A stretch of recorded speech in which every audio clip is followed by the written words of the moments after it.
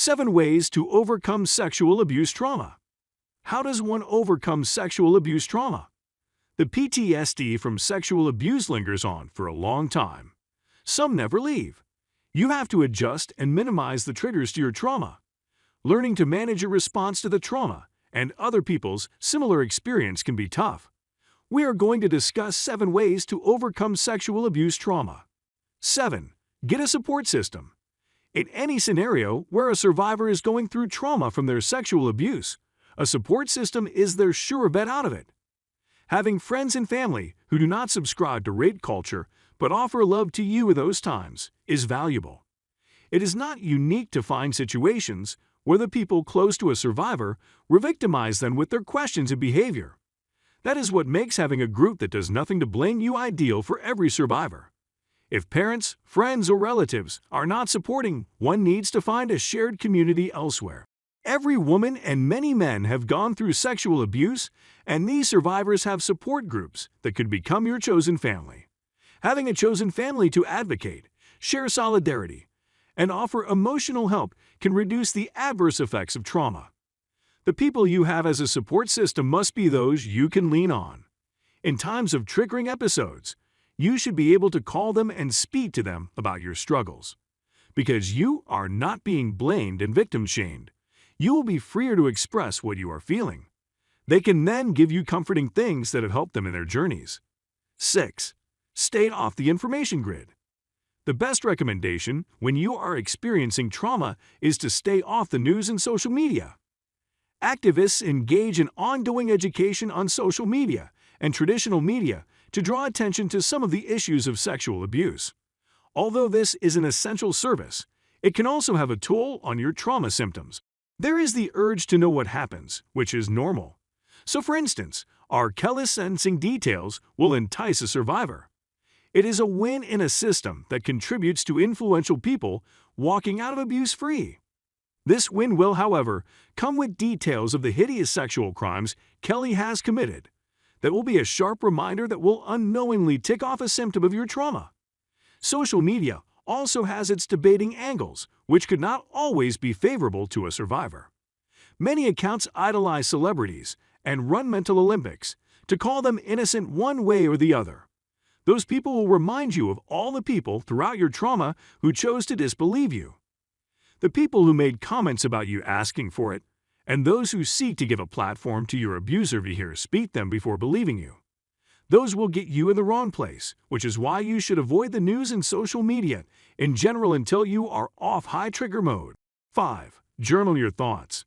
If you are going through a challenging traumatic moment, you should write out how you feel. The validity of your feelings should not be wrapped in shame. Survivors experience different forms of response to the traumatic episode, and what they are experiencing is normal. You should write it out if it is a tightening in the chest, an endless loop of flashbacks, self-pity, or self-blame. Spelling out what you feel and how what you wish could happen is the key. Many times we forget what we said we wanted in moments of pain. However, when you write it out and read it later, you will see that you gave yourself solutions. You will state things you wished you didn't do or ask to remind you of the trauma. That way, you will learn to avoid them next time. What that does is give you insight into your mind when you are going through trauma, the things you wanted and how you wish things had gone.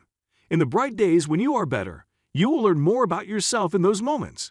Since you are too weak to act during a trigger symptom, write out your feelings to help you navigate the future better. 4. Use grounding techniques. The grounding technique is helpful for sexual abuse survivors. They are relaxing activities that will take you out of your stress and anxiety. Grounding does this by replacing your focus on the things of the past, with a robust connection to what is happening around you at the moment.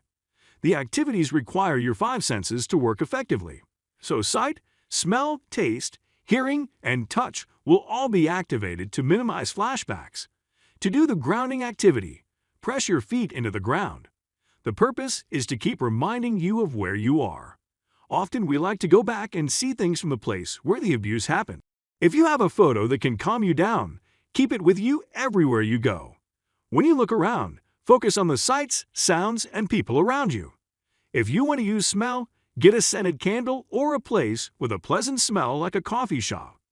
You can also pet an animal or visit a pet shelter to see the animals and play with them. You can also play comforting and empowering familiar songs or audiobooks. These things will alleviate your mood and minimize your triggers. You maintain touch with the things around you instead of the past. 3. Mindful meditation. The Cleveland Clinic explains mindfulness as a meditation that focuses on the present and accepts all your thoughts, sensations, and feelings without judgment. The meditation process will let you focus on what you are feeling, and since there is no distraction, the positivity of your activities will cancel the negative energy out. The mindfulness should be narrowed down to your breathing. When you breathe, zero in on your thoughts as the breath goes in and out of your body.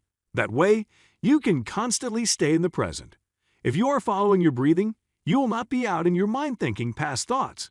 That keeps you in tune when the feelings of trauma try to rise in your mind. Meditation is another healthy way to relax you fully. The exercise will lower your breathing rate and loosen all the tensed muscles in your body. For someone who is facing trauma, tension will be pent up in all parts of your body. It will be helpful to try out mindful meditation to care for your grounding in the present and your relaxation. 2. Stay off drugs and alcohol. When someone goes through a traumatic experience like sexual abuse, they may turn to drugs and alcohol. The reason is that sometimes PTSD could be so sharp and damning that one would need something to dull out the trigger reactions. And alcohol and drugs are excellent choices for numbing your distressing memories and experiences. That sounds like a plan then. However, emotionally, drugs and alcohol make the situation worse. While you focus on forgetting about reality, you may become habitually addicted to these substances. Substance abuse disorder will mean that you cannot function without drugs and alcohol, which could then foster relationship problems. The relationship with loved ones, workplace issues, and health implications of substance abuse are not worth it. It could make you much worse than when you were facing your demons head-on. As an alternative, whenever you feel like drowning yourself in substances, to get things off your mind, try activities that take you to a happy place. If you enjoyed cooking or some other skills you have, you can put them to use. We all know that alcohol and drugs don't make you happy. They only make you feel like you are living half a reality. And that is not what a survivor needs. 1. Get professional help. The best advice anyone will give you to deal with trauma is to go to a mental health professional or therapist. What makes therapy better than speaking to friends and family is the professional lack of judgment. The person offering help will take it up as a job and help you discover your best healing process instead of offering advice that could not work. The other thing is that therapists are trained to be sensitive. They will offer help without probing too deeply into the things you are not ready to share or cannot bring yourself to discuss. They will give you time to process the situation before making any further developing commentary for you. The activities and exercises that you partake in are going to be devoid of reminders. The therapist will not have to ask you to repeat details of your sexual abuse continually. Working through severe sexual abuse symptoms without folding to the details is helpful to overcome your trauma. The time of the therapist is the best for your mental health and your response to sexual abuse trauma. While there are high-profile cases of sexual assault, like R. Kelly and Bill Cosby constantly in the media, you have to take care of yourself to avoid re-traumatization.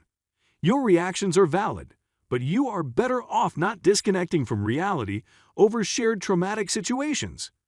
Do you have a way to deal with your sexual abuse trauma? Is it healthy and encouraged by a professional? You do not have to share your story but join other survivors in the comments to support your shared community.